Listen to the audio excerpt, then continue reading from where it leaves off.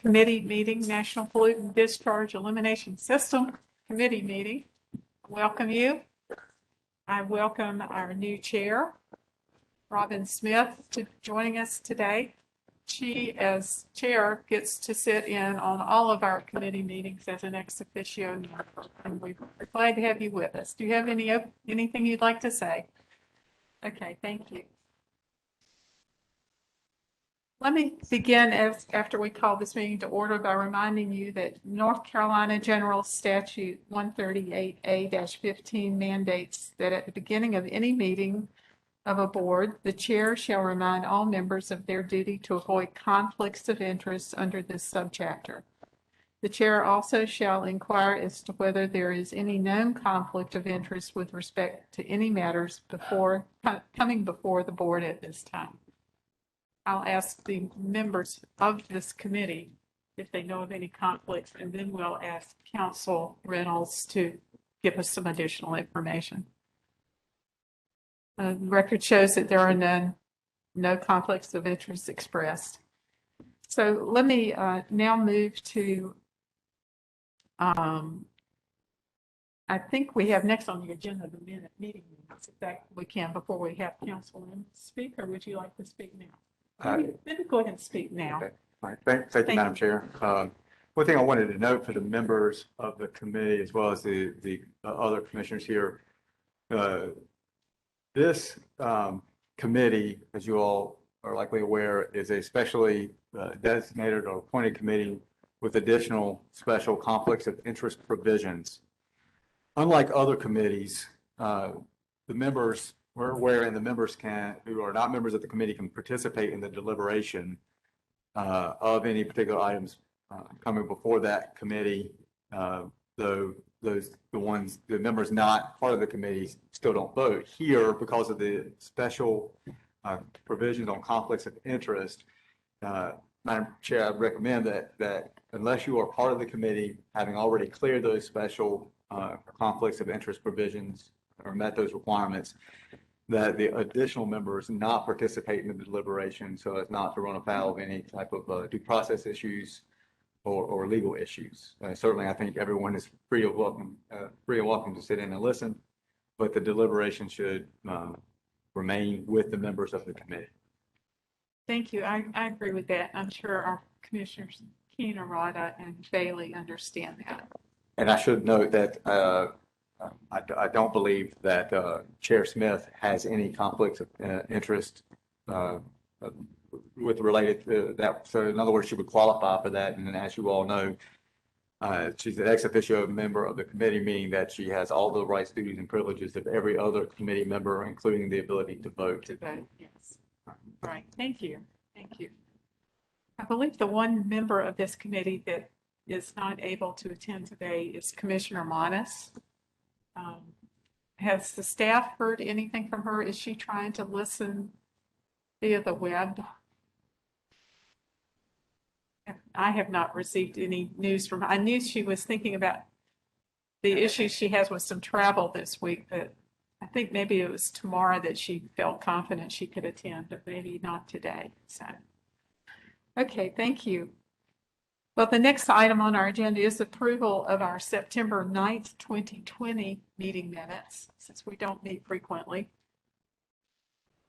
I found a few typographical errors, and I think maybe Commissioner Harris found something she'd like to tell us. I didn't find anything. I'm prepared to make a motion. Okay.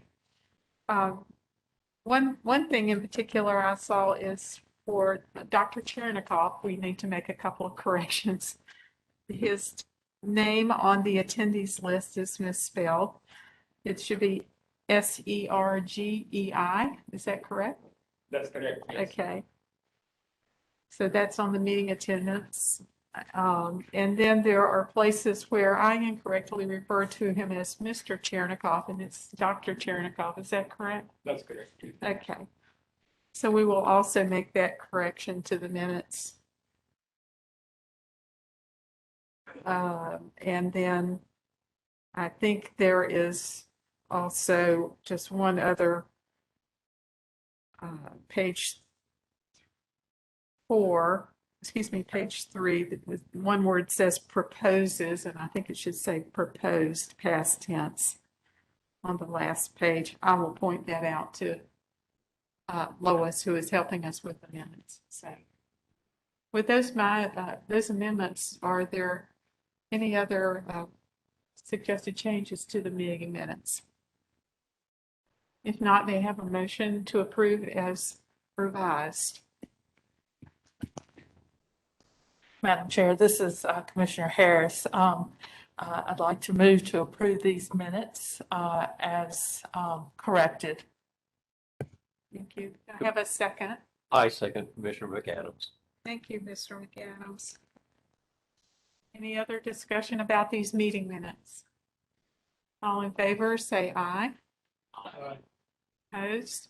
There are none. I'm assuming we don't have to take a roll call now that we're meeting in person. Is that right? Okay, no roll call.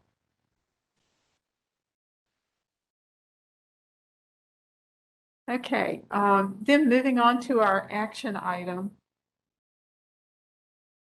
Is there anything you would like to say about our process? Certainly, Madam Chair, thank you. Thank you. Because this is a quasi judicial matter, as mentioned earlier in our Water Allocation Committee, brought us by Commissioner McAdams, wanted to provide the committee with the quasi judicial instructions that I typically do. You hear me do that on occasion for the matters that are to which it applies. So the EMC is acting in its quasi judicial capacity as opposed to its quasi legislative role. You must first determine whether you individually have a conflict of interest, which we have discussed at length earlier in the meeting, pursuant to the State Government Ethics Act, as well as the special provision applying to this committee. And then in addition to that, in a quasi judicial proceeding, is required that the decision makers have an unbiased and impartial, or be unbiased and impartial in their decision making, and to give fair and open-minded consideration to the matter. This is essential for due process, that you be fair, impartial and unbiased. Each member must determine whether you have an impermissible legal bias requiring recusal from the matter. An impermissible bias is a predisposition to decide a cause or issue in a certain way, which predisposition does not leave the mind perfectly open for persuasion, or to persuasion rather. You are not disqualified merely because you have taken a particular position on a policy issue arising in this case, absent a showing that you are not capable of judging the controversy before you fairly on the basis of the individual circumstances. However, when performing your quasi-judicial function as a member of the EMC, you must be able to set aside prior knowledge and preconceptions concerning the matter at issue and base your consideration solely upon the evidence and the record, which you have all been provided already. Your decision must be limited to the written record before you and the presentations made to you as part of the consideration of this matter. Deliberation contemplates the give and take that occurs when the EMC members share their observations and opinions, and each member should, 1, enter the deliberation with an open mind, 2, listen to and view the evidence, 3, share his or her observations, analysis, and opinions with the other members, and 4, listen to the other members' comments. And only after deliberation should any member commit to a vote. A proven actual bias or lack of an impartial tribunal could be the basis of a civil action against members individually for monetary damage for violation of the petitioner's, in this case being Blue Ridge paper, constitutional right to due process. And because it is the EMC that is responsible for deciding the issues coming before it, the commission should be certain to elaborate during its deliberations as to the reasons for making its decision. And if there are any questions, Madam Chair, I'm glad to take them now. Commissioner Carter. Well, I've got my usual question. Yes, Why earth was this quasi judicial? because it deals with the permit, even the variance to that permit and to the conditions. Well, a permit's not a judicial action. Yes, sir, it is. Issuance of a permit? In front of the committee, it is. Yes, sir. It deals with the petitioner's rights, duties, and privileges to engage in a particular action, and we have to actions on the record, Well, I don't have a problem with being on the record, but I just, or based on the record. yeah, no, I understand that. Well,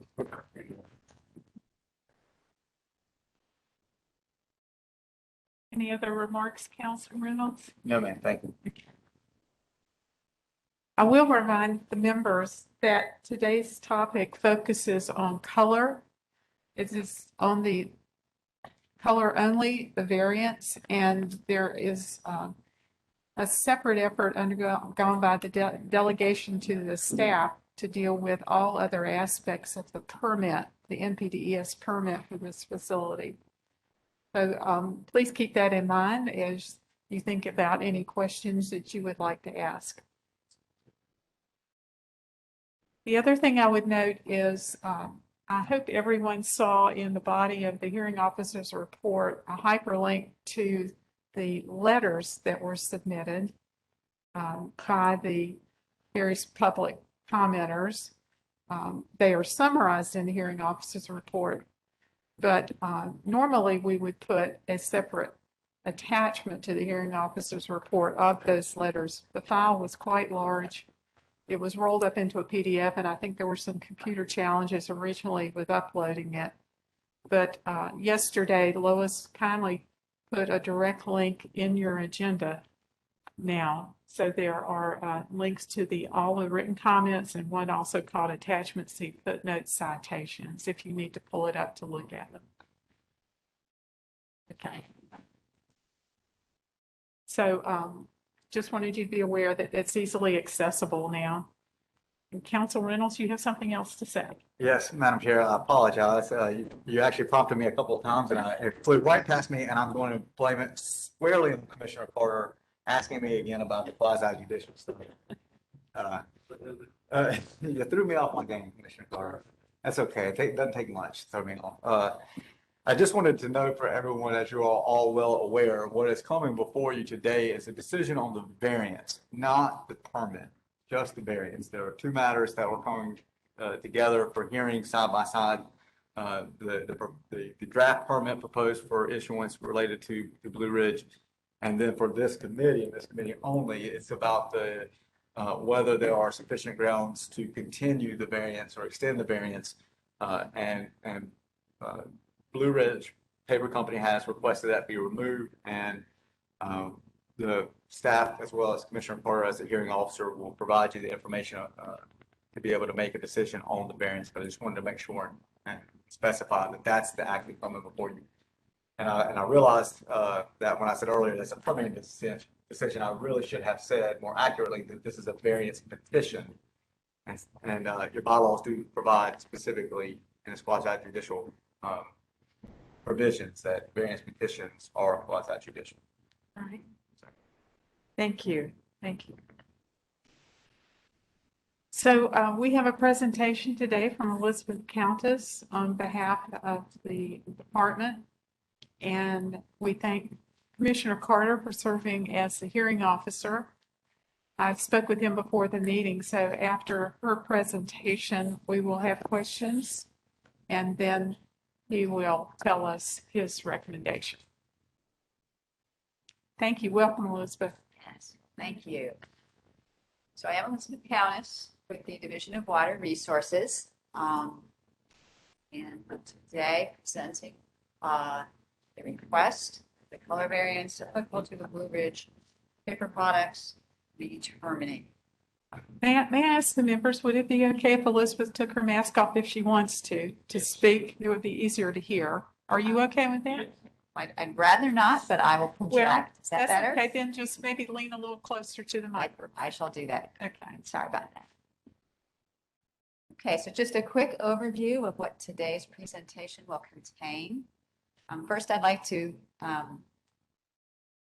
do a definition of what a variance is and go over the authorities for a variance on federal and state levels.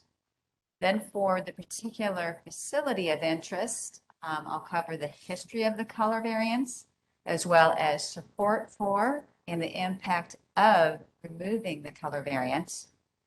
Then I'd like to touch on the public hearing and comments that were received, as well as the estimated timeline from this point forward. And finally, we'll close with the hearing officer's recommendation and requested action. So what is a variance? A water quality standard variance is for a specific pollutant. It is for a limited time. It's also for a specific water body or a specific source. It is less stringent than the associated state water quality standard, and it is a mechanism that allows progress towards meeting the state standard. In terms of the authorities for a variance, in 15A of the North Carolina Administrative Code, O2B 0226, it mentions that variances may be granted on a case-by-case basis by the Environmental Management Commission from applicable standards. It also mentions that variances are reviewed as part of the triennial review of water quality standards. And albeit the Environmental Management Commission is specifically mentioned in this text due to the NPDES permit involved in this case, action on the color variance was delegated to the NPDES committee. On the federal level, 40 CFR, or Code of Federal Regulations, Part 131.14,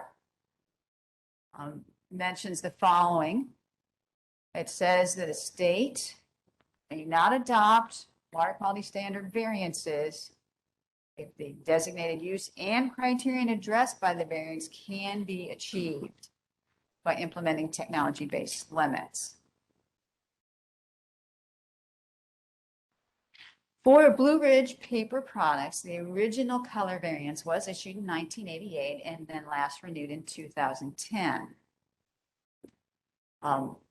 For the facility, the color narrative standard has been interpreted historically by the Environmental Protection Agency as an in-stream true color value of 50 platinum copal units.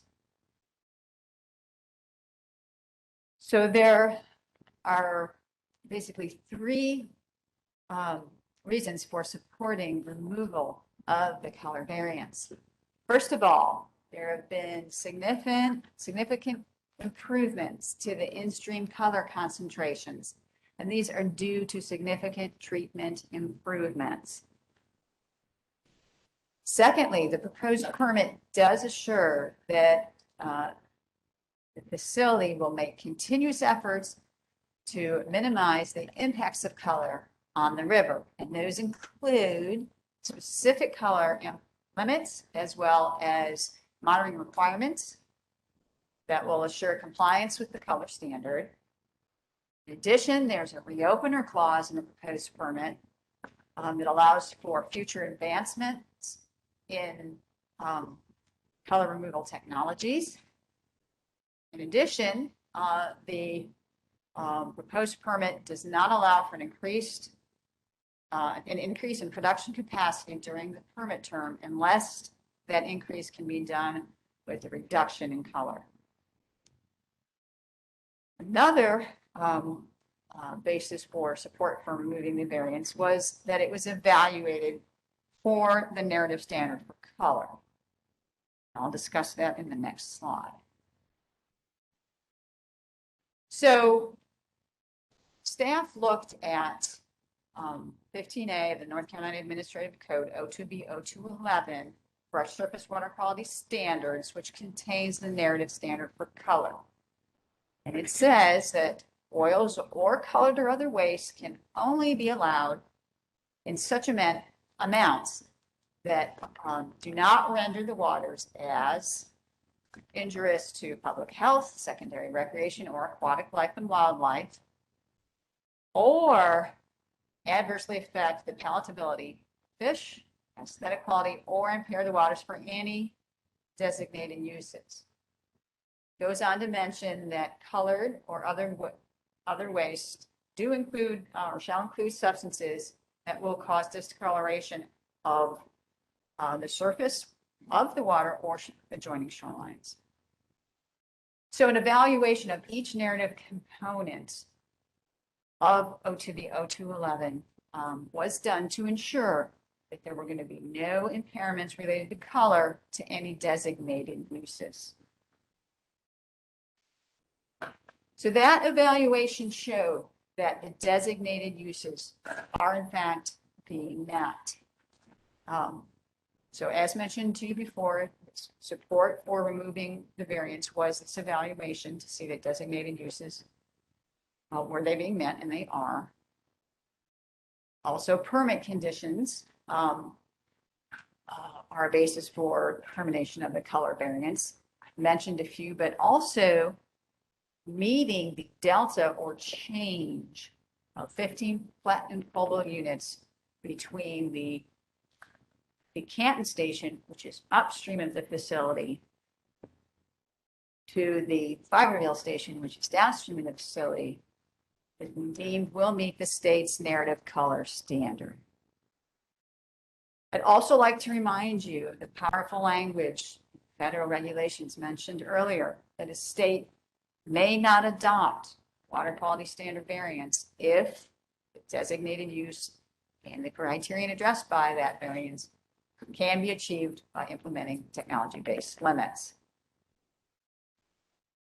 So the state's review of the proposed termination of the color variance has been consistent with the provision in the state's 2010 action on the variance, which also mentioned that the modification or termination of the variance is based thereon shall be subjected to the public hearing process.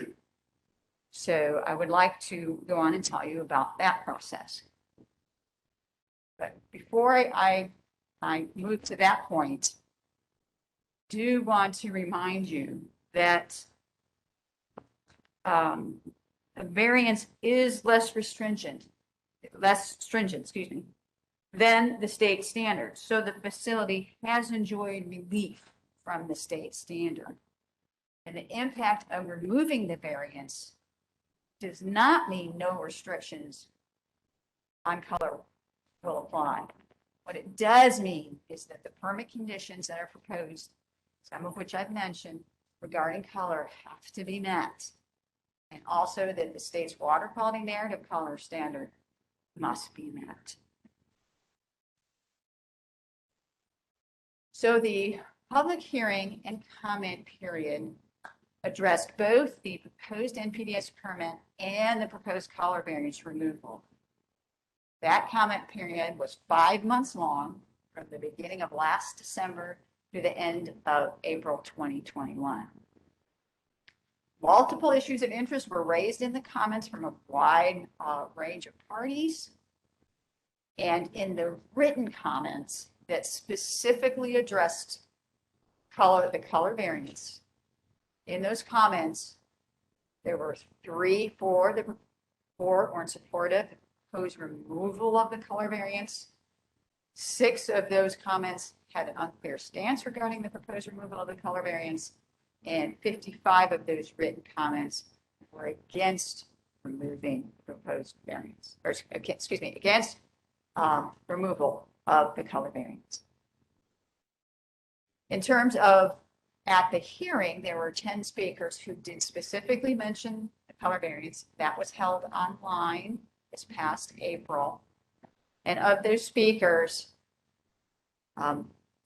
they were nearly split equally for versus against the proposed removal of the color variance. All of the comments, or throughout all of the comments, there was quite a bit of misunderstanding of what a color variance is. And further details on those comments are included in the hearing officer's report, which is also called a report of proceedings, that is an attachment to this item. In fact, that report has a section at the end of it specifically mentioning the issues raised with responses to each of those issues by staff. So in terms of a timeline from moving from here forward, so today we are asking for you to take action on the color variance, assuming that that action is to propose or is to move forward with removal of the color variance. It would need to go forward to the AG's office for their certification that the rulemaking process so far has been appropriate and adhered to state law. And then the division would submit a package to EPA for their review. Typically, EPA has been taking about 60 days to review a package. So hopefully by next February, assuming that EPA takes favorable action on that submittal, then a final action on the NPDES post-permit can be taken. So at this point, I would like to read verbatim, if you allow me. Thank you for your patience while I read through this. I would like to read you the hearing officer recommendation from the hearing officer report.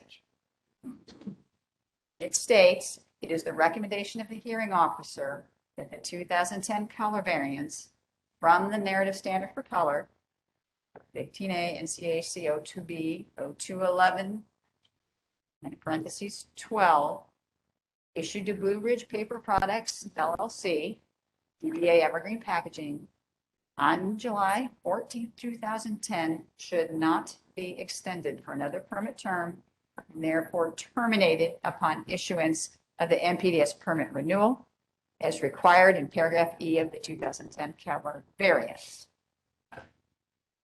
And lastly, I'll leave you with this slide.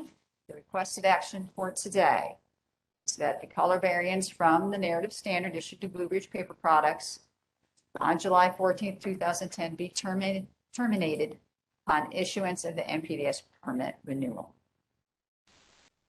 So today I've got support in the audience from fellow staff. And at this point, myself and the staff would be more than happy to take any questions you might have. Thank you. Sure. I believe we agree to be okay to have some questions and answers at this point before we hear a formal motion from the hearing officer. So are there any questions from the committee members?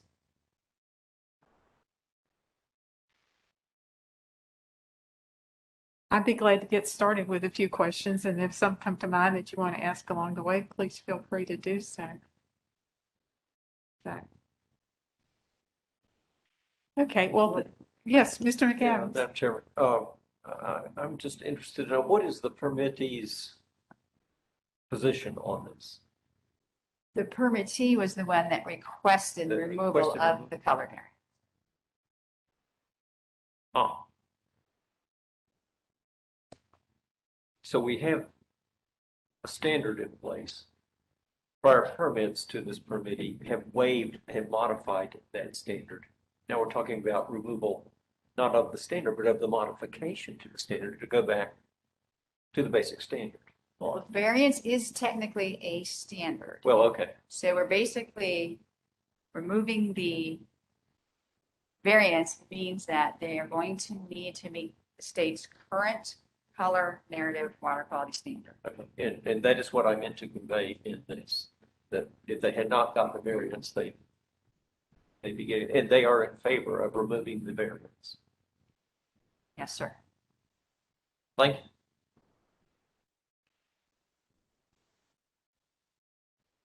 Just to follow up on that, so the permittee approached the department requesting removal of the variance. That is my understanding, yes. Okay. And there is a new method that you referred to that will be put in place for determining compliance in the new permit called the Delta PCU approach. Where did that idea originate? I'm going to turn to Sergey to help address that questions because he has been in some discussions about that.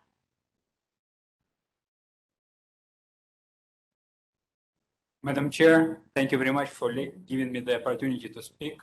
And I'd like to point out this is not what you think. So, and of course, I was talking about various samples of iced tea that I collected from fast food establishments throughout the state. But in reality, what we are talking about here is the color. and the platinum cobalt units that have been mentioned many times. So I just wanted to give you an opportunity to take a look. Unfortunately, I'm not in the elementary school anymore, but I still would like to do show and tell. So the true color standard that EPA established in 1980 is 50. And it was based on the ability of the average observer to detect the color. So if you look at this color and looked against the white background, you can probably see it. So most people can see it. Unfortunately, the subject of color is extremely subjective. So, and EPA in early 80s, when it interpreted our state color, did not have any scientific research to make an objective determination. Because our standard is not based on the detectable level of color. It is based on the objectionable level of color, which means I can clearly detect this table, but it does not mean that makes it objectionable to me. So the first work that had been done by Dr. Pristrud to determine what is objectionable level of color happened in 1989, and then later in 1996. And he is one of the very few researchers who have been doing research on the subject of color objectionability. So, and what he learned from research in Maine, in Tennessee, and in this state, that level of color of 100 is considered acceptable to most observers. Unfortunately, EPA did not have access to that research because that research occurred in 89 and 90s, and they had to make a decision in early 80s. So what they did, they said that the 50 is acceptable, but it's once again based on the detectable level of color. And there was a settlement agreement between both states, the state of North Carolina and state of Tennessee, that 50 should be met at the state line. So both states agreed that 50 is going to be acceptable at the state line. And for a long time, facility has implemented a lot of measures, including unprecedented and unique technologies to remove color. And currently, if you look at the last 5 years, the state line average concentration is approximately 20, which is right here. So that's 21 was 5-year average at the state line. If you are talking about the first sampling point of the Fiberville Bridge, which is 0.4 miles below the discharge of the facility, the average at that point was approximately 40. I don't have 40, but it's slightly lower than 50.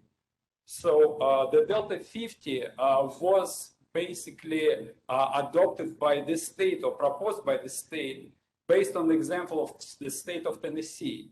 The state of Tennessee was one of the first states who actually hired Dr. Pristrud to conduct objectionability studies. And based on his studies, they said that we would accept Delta 40, one of their mills on the river of Hiwassee. They said that Delta 40 would be acceptable. The background on the river of Hiwassee is 20. So basically what the state of Tennessee is saying implicitly in their permit is that 55 to 60 is acceptable. However, they never agreed to interpret their own standard in numeric terms. We as a state also had hesitation for a long time to express our narrative standard in numeric terms because the large number of streams in the coastal North Carolina are black water streams. And if we agreed to make interpretation statewide, it would mean automatically that many streams on the coast would be impaired, and that would be completely unreasonable. So what we are proposing in this case is a very narrow targeted decision of the interpretation for Pigeon River only in this particular occasion. And that is interpretation that the state standard at this area would be 50. EPA has been pushing us for a very long time to make this interpretation because they said, how do you measure compliance with the state standard if you don't have any numeric criteria? It makes it extremely difficult to say whether or not the facility is compliant. So, after many years of discussions with the EPA, we finally decided to go ahead with this Delta decision. And it has been copied from the state of Tennessee and as well as the state of Pennsylvania that also made a decision to have Delta. Delta is done to make sure that the upstream impacts are not included in the compliance decision for the facility. So we have discussed this approach with EPA Region 4, and EPA has agreed to this decision, and they didn't have any objections against this Delta 50 criteria or against the poundage or against the color limits that are going to stay in the permit. Because those poundage limits that have been established for color is based on the EPA Technology Review Work Group that have been doing work on this permit for the last at least 20 years. And they use the work of 6 different independent experts and 2 experts from EPA to establish those numbers. So those numbers are very well researched and justified in our view and in the view of EPA. Thank you. So the answer to my question of whose idea was it to use Delta PCU approach? Was it was the state's idea? State, yeah, That's- yes, exactly. It was basically copied from the state of Tennessee. Okay, and I'll be glad to talk with you about that and hear your reaction to it. I wanted to get into this Delta PCU. I know this is something that's coming in the new permit. It's not in the existing permit. And that the variance, the relief from the or removal of the variance will occur when the new permit goes into effect. That's correct, Madam Chair. Yes, that's Right. correct. So I don't think that the choice of the Delta PCU approach for compliance determination and the removal of the variance can be treated separately. I would like to have a conversation with you for the benefit of the committee members about the equivalency of the Delta PCU method to the current in-stream below outfall measurement method. Do you consider those two equivalent in determining if there is an objectionable color above the 50 that EPA required? Well, Madam Chair, currently there is no in-stream measurement requirements. So, But that's where that's where you're talking about. You're measuring it upstream and you're measuring it at Fiberville in the future to apply the Delta PCU. Is that correct? but that's just a monitoring requirement. So current permit does not have in-stream standard requirement. So in fact, the proposed permit is much more stringent because this is the first time when we're introducing in-stream enforceable permit limit requirement. Before this time, there was no in-stream enforceable limit for color. What we had previously are technology-based effluent limits, not the in-stream limits, and those were based on the EPA recommendation. But this is the first permit where we actually going to enforce in-stream standard. So this permit is much stricter than the previous permit because we're introducing new in-stream recommendation. But a condition of the 2010, or whenever it was completed, settlement agreement did require or did obligate the industry to meet the Fiberville number, correct? Or No, was it it did not. just at the state line? Just at the state Just line, at the state line. yes. Not, But there has always been monitoring at the outfall, is that correct? oh, absolutely, yes. At the And for outfall, what purpose was that? to make sure that the facility meets the annual average, monthly average, and daily maximum color requirements, as well as other 100 parameters that the permit has. So there are color requirements. So that differs from what you just said. You said there's no standard below the outfall. Well, there are 2 types of standard in every NPDES permit, typically. We have technology-based effluent limits, and we have water quality-based effluent limits. So this facility never had water quality-based effluent limits ever in its history. It always had technology-based effluent limit. So neither agreement or any other settlements that occurred previously for this facility required them to meet water quality-based limit in stream. they always required to meet effluent limits at the effluent. So once again, this is the first time we're introducing water quality-based limit in stream. So this is much more stringent than any other permits for this facility. Well, I know you're wanting to move away from the 50 because you don't necessarily agree with what EPA arrived at with that number. When I say you, I mean the department, excuse me. But just to give you an example, if the upstream concentration were 40, and at the Fiberville, it was sampled at 55, the delta is 15. But you're 5 points over the previous threshold for defining what is objectionable. Is that correct? No, it's not correct because. Okay, please tell me what's wrong. Sorry, I mean, the math is correct, yes, 5, but 50 was never implemented in stream. So it just never existed in the permit. It was established at the state line, yes, for both states, but it was never established at the first downstream sampling point. And there is 40 miles of river between the facility and the state of Tennessee. So 50 was always at the state line, but 50 was never implemented in stream. That's what we're trying to do right now. This is the first time. So it's definitely a more stringent permit than the previous permit. There is no backsliding whatsoever. I know the number wasn't being enforced at the Fiberville outfall, Breach.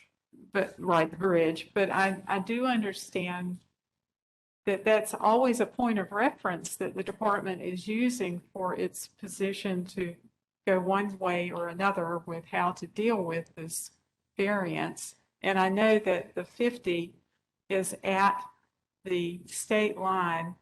Why do you think we're hearing from the state of Tennessee and from the general public there are still occasions where there are exceedances of 50 at the state line? What do you think is happening? I don't know why they're saying it, because state of Tennessee actually implemented their own sampling program to confirm this data. And we have compared the data at the state line. It's basically the same. There is 1 unit difference. So I don't know. There is no objective criteria why state of Tennessee is complaining about it. But I would like to remind one more time that for their own facility, they said that 55 to 60 is acceptable. And now they're complaining that 21 of the state line is not acceptable. What they wrote in their comments is that occasionally there might be color of 30 to 40, and they believe that 30 to 40 is objectionable, although they never, once again, explicitly express their standard as a number. They're just saying that hearing from other people, 30 to 40 is objectionable. I would like to point out that this is a true color. However, what we have at the state line is industry, the rafting industry, which has grown from 21,000 drafters to 200,000 drafters, so 10 times in the last 15 to 20 years. And the only reason rafting industry exists is the controlled releases from the Duke Energy facility that releases water from the dam of the Waterville Lake. And the Waterville Lake has very fine sediment. So when they release the water, that's the only time when rafting can occur. That happens 2 to 3 times a week. And that sediment has effect of contaminating the water. And it appears that the water is very dark. So what people might believe is caused by the facility, in fact, is caused by the sediment from the Waterville Lake. And to return to the Fiberville Bridge, we really don't make any decision regarding the variance based on Fiberville Bridge. All the decisions on color was based on the technology team recommendation, which was shared by ABA. And it was over two rounds of permit renewals. So we always looked at the effluent. Fiberville Bridge is just one of the 7 different sampling locations in the river. So, and we're using it right now just to implement this new requirement, the most stringent requirement that we never had before. Okay, and thank you for talking about over 2 decades or more of permitting. Just for the members here, I was a hearing officer, I think in 2001 for this variance. I was on the commission in 2010, but was not a hearing officer. But I am familiar with the committee, the Technology Advisory Committee called TRW. Is that right? Technology Review Work Group. Is that what they're called? Well, actually, there were two committees. First committee was technology team that consisted just of the experts. There was 6 experts, independent experts from different consulting companies, including Dr. Liebergard, and 2 experts from EPA. So that was a separate committee. Then that committee made a recommendation to the Technology Review Work Group that consisted once again of EPA experts and representatives from both states. I was one of the representatives from North Carolina.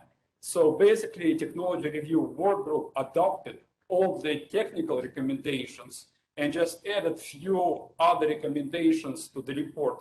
So the entire permit that was issued in 2010 and is still effective is based on the technology team recommendation, the recommendation of the experts in the field of pulp and paper. And it was all about the effluent. It was all about pounds of color in the effluent. They didn't really discuss anything in the river itself. It was about the ability of the technology to remove color from the effluent. Right. And in your 2015, in the 2015 annual report, which you supplied me, which I think is considered to be the final year under review by the department. That's correct, yes. There was a nice inventory year by year of everything that Blue Ridge Paper had done.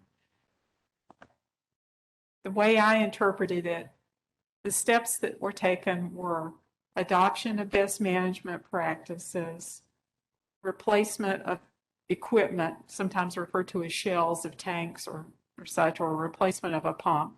And I think all of these things were useful. The only technology that I saw was tested that came out of the work group recommendations was the polymer test. And the company determined that it wasn't feasible or it wasn't any better than the method that they were currently using. Now, there were some other technologies that were recommended by the work group, and I didn't see evidence that those were studied, were they? Oh, absolutely, yes.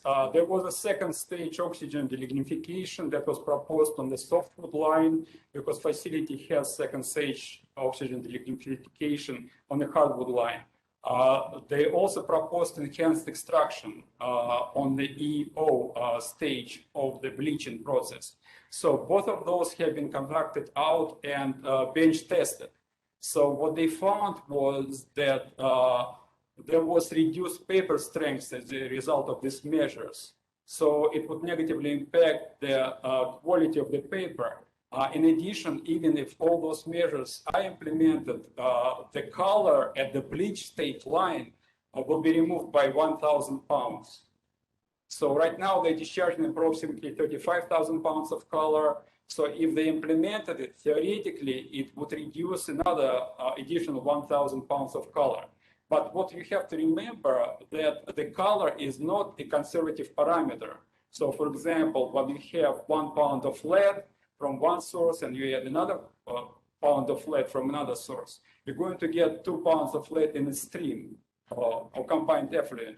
However, for the color, when you add 1 unit of color to another unit of color from different bleach streams, you might end up with 3 or 4 units of color. As one of the examples, during the previous permit renewal, the technology team recommended some measures to remove the color, and they projected that if these measures are implemented at the bleach lines, and there are 2 bleach lines, alkaline bleach line and acid bleach line. So those measures should supposedly remove 3,500 pounds of color from the facility's effluent. However, when the measures have been implemented, the resulting reduction was just 1,000 pounds of color, because there is so-called sewer-generated color, is when you combine bleach line with the alkaline line, So a bleach acid line with a bleach alkaline line, you are going to have color generated that wasn't there before. And that's, very interesting anomaly, but since this is a very rapidly declining industry, there isn't much interest in the university community to research it, and it's a very obscure issue.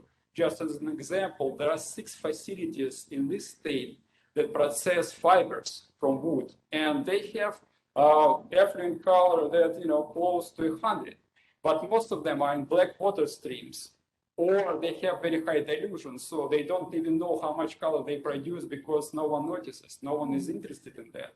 And that's one of the issues.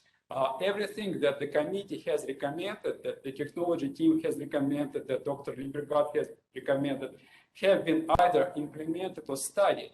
And they are at the end of the line. There is no other things unless there is some breakthrough research, which, it's potentially possible, and we have condition of the permit that requires the facility to report this breakthrough research. But other than that, at the end of the road.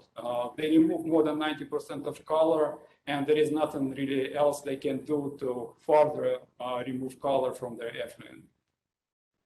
Well, thank you for telling me that. It wasn't evident looking at the 2015 report that those additional technologies that were recommended were studied and determined to be infeasible.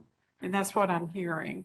Okay. Is that right? That's right, Madam Chair. And did you receive any reports from the company with yes. this, to the infeasibility That's determination? Yes, we did. Yes, they provided annual reports to us, and 2015 was just, the last inventory.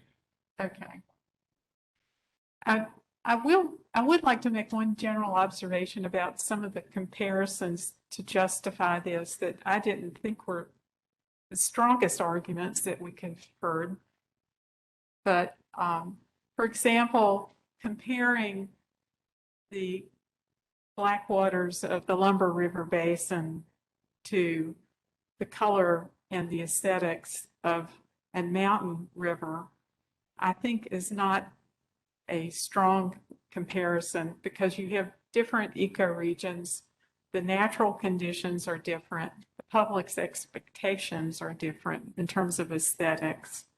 Also, the increase in tourism on the river, I cannot think would be directly proportional to the change in color. There are other factors that lead to that increase in tourism. So that's not a one-to-one. The adoption of the Delta PCU, because it's practiced on the Hiwassee, again, I don't think that that stands alone as justification for adopting it on this river necessarily. Those are two different rivers, even though they appear to be in the mountains. They're two different ecosystems or ecoregions. Each one is unique, and that leads me to a more general comment about the standard of aesthetics that was cited earlier by Ms. Countess. I really think there's too much broadness and vagueness in that to use that as a justification in each and every unique ecoregion that we have in this state. And that's something that maybe this committee needs to work with the department on fine-tuning better to allow it to be interpreted on a more site-specific or ecoregion-specific basis, because I don't think that is a strong justification in this case. Madam Chair, can I respond? Yes, sir. The only reason I mentioned tourism numbers is because Tennessee always said that the color is impeding the development of the tourist industry. So that was our response, that in fact, tourist industry grown 10 times. So their argument for impeding tourist industry is not valid.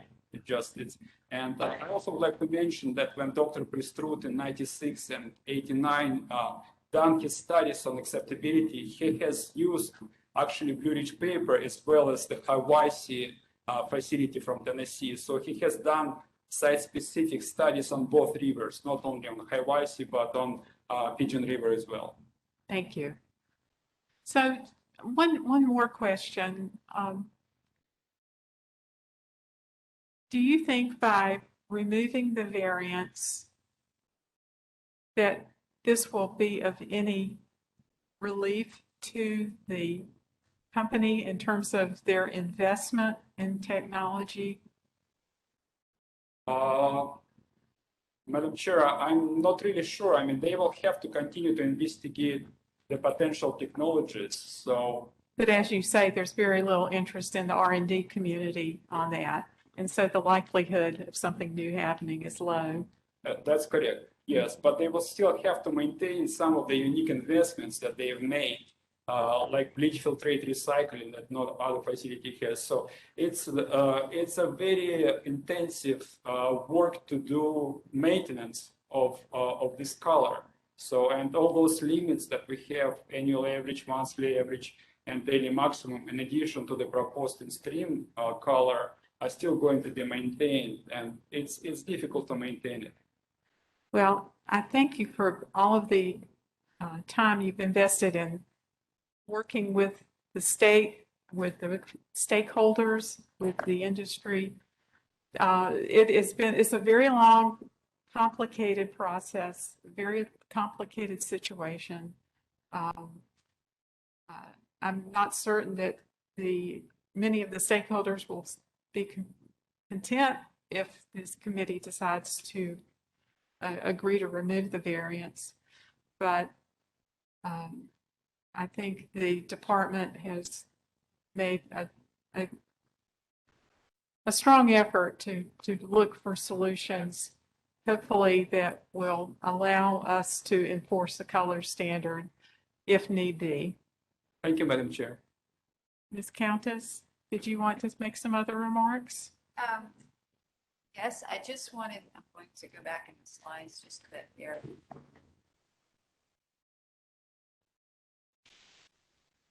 I just want to remind everyone of very powerful language in the federal regulations. So we have a situation here where staff deemed narrative water quality standard, as we have had EPA historical guidance of the 50 public cobalt units, that standard is being met. Basically, the federal regulations are telling us we cannot have a variance. The use and criterion that the variance addresses have been achieved. So if the water quality standard has been met here. At the 50 at the state line, you The mean? As That's the, what you're referring to, not at the as the Fiberville existing Bridge? permitting reflects, yes. Okay. So, I would remind you that to me, that is, those federal regulations right there are telling us that this variance. So my question was more about the fact that as this variance is removed, the method of determining compliance may be changing also, going to this Delta PCU. And I wanted to be clear and make sure I understood how effective that is compared to the current practices that are used to determine compliance. Because we have two things shifting at once. It's not that we're maintaining the current method and removing it. We're also putting in a whole new method of determining compliance. And that's what I wanted to discuss with you and hear from you and all about an explanation on how those two are going to work together to assure that the color compliance remains. I know that if you look at the letters from the public, especially Tennessee and some of the others who have been very active in it for a long time, they'll say that in the settlement for the 2010 permit decision, those were not intended to be the final endpoints for loading to the stream, but those were to be making steps progressing toward continued reduction in loading. With the lack of R&D work on new technologies, it's going to take more than just installing a new technology. It's going to be taking additional efforts such as the BMPs, maintaining equipment, replacing equipment, upgrading equipment to make every effort to reduce color leaving the facility. So I thank the committee for their patience as I asked these questions. I hope you found them helpful too. I am at the point now where I would like to ask our hearing officer, Carter, if he would like to make a motion. And I thank you again for your service as hearing officer. You had to step in as one commissioner was leaving from the commission. So thank you for that. Yeah, that was a little bit of a surprise. I got sort of, Chairman Myberg called me up sort of at the last minute to jump in, but it was not a problem at all. And since we're doing everything virtually, I didn't have to travel all the way to That's Canton true. for the hearing. So that made things a bit easier. I guess I'm going to, well, just add a couple of things. As I reviewed the comments, well, and then also said on the hearing, yes, there's a great deal of argument, I guess, that the variance should not be eliminated. But I frankly don't see, I didn't see that those arguments were well taken, because the standard doesn't change here ultimately. The standard that this company's held to is the same 50 PCU units. Where we're going from a variance form of that standard into putting it as an enforceable component of the new NPDES permit, which should issue shortly. Now, we're not involved directly in the issuance of that permit. The DWR is, and so we're not being asked to do anything with respect to the permit other than taking action with respect to the variance. But the point that was just made, the last point, really is the fundamental one for me in this. In any event, I don't see a real difference in terms of what the company has to meet, but more importantly, there simply is no basis, legal basis at this point, it appears, for the variance to be extended. As was just pointed out, the federal rules are real clear on that.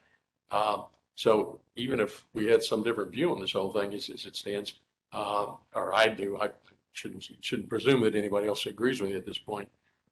It simply isn't, there's simply no legal basis to go forward and extend the variance into the new permit. So what we're doing, we're not taking it out of the existing permit. We're not changing the existing permit, but as described up here, we're simply saying, no, this variance will not continue in the new permit. And so effectively it will terminate upon issuance of the new permit, replacing the old permit. And that's what we're here to take action on today. And that is my recommendation, that we take exactly that action. Do you think you need to phrase it well, in the motion that they posted here as a recommended language? Yeah, I think that'll be fine. I was just going to ask, let's see.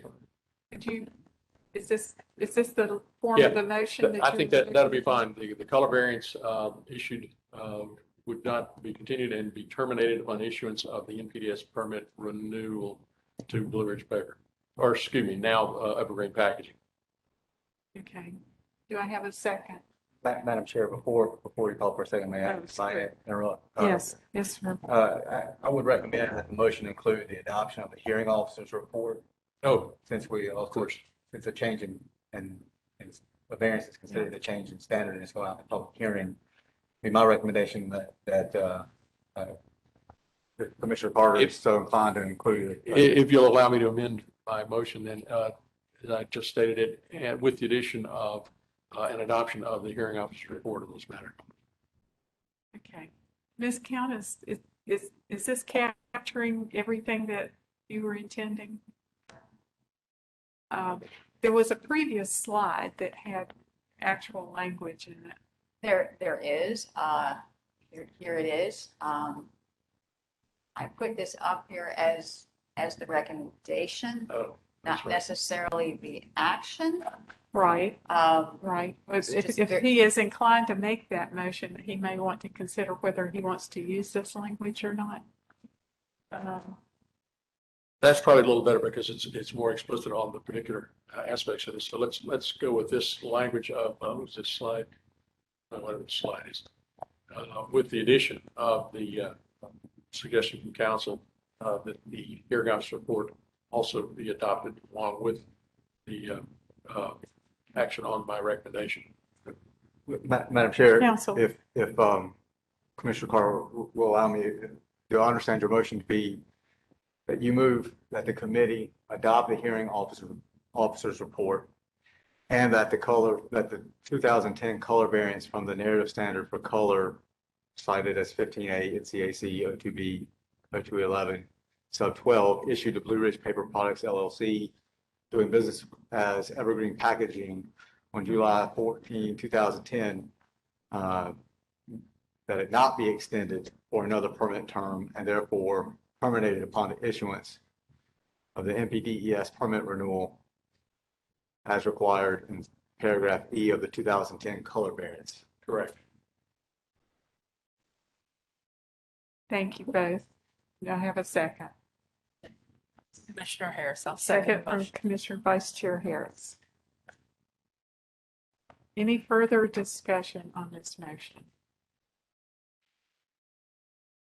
All in favor, say aye. Aye. Opposed? Motion carries. Thank you all very much for that thorough discussion. A very important topic.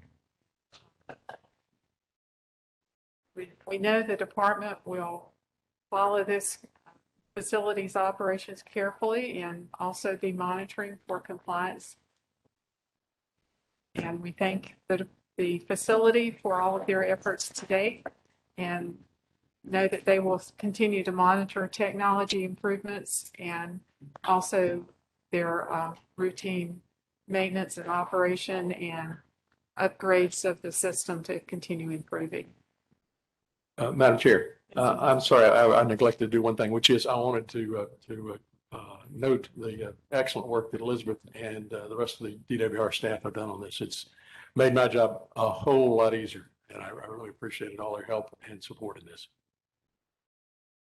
Yes, thank you for saying that. They do work so hard on this. Okay. Is there any other business before the committee today that I haven't identified? It's not in our agenda.